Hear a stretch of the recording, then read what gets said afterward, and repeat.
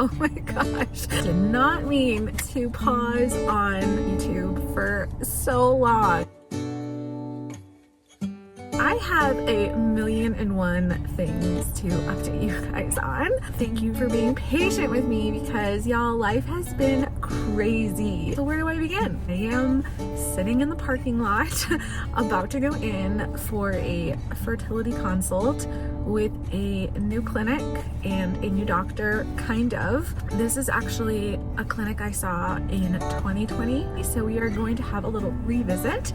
The reason being is because we moved back to Colorado, which is my ultimate happy place. So I am so happy to be here. Promise I'm gonna fill you guys in on my 4th round of IVF because it did happen. We had a feeling we might be moving, so we decided to kind of take a leap of faith. So we pushed up that cycle before we might move or start the process of all the moving stuff. It was so crazy.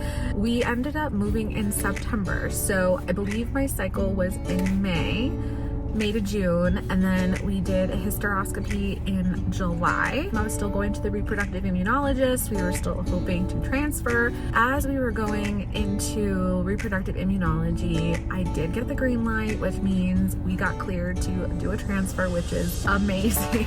I had insane amounts of anxiety coming up. I really needed to pause. The timing ended up working out perfectly because we ended up moving. That's what leads us up to today. It's the new year and everything is great. We had one consult, another fertility clinic, which isn't going to work out. They will not accept all of our embryos, and I'm not going to leave my embryos behind. They're also not very open to reproductive immunology. I don't know if I'm going to do reproductive immunology anymore, but I want to have the option, and I don't like that I didn't feel that I had the option at that clinic. I just kept feeling in that conversation that it wasn't the right fit, and I told myself in this process, I want to feel 100% all in that I have the right team. So here we are, meeting with my former doctor. I haven't talked to him in 4.5 years, so we have a lot of catching up to do today, but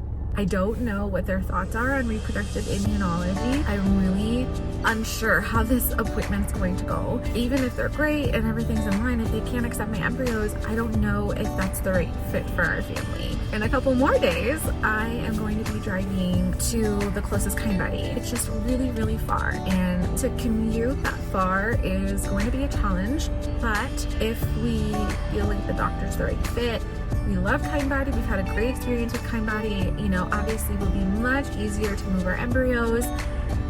I feel like we can make it work. It's a very big week because I know this is the time that we are going to finally put all the pieces together and figure out our next steps, which I'm really excited for. I have to figure out a way to catch y'all up on what just happened over the last 6 or 7 months. Also keep you posted on what's happening now. So forgive me if it's a little scattered. I will figure it out. Thank you guys for being patient, for staying with me. I can't wait to fill you guys in on all of our next steps and see how all of this unfolds, and also to show you our new life here, which I love. I am so happy we are here. I am just so happy we're back. So that's where I've been, and I promise to keep the updates coming. Guys, for watching, and I will see you really soon on the next one. Bye.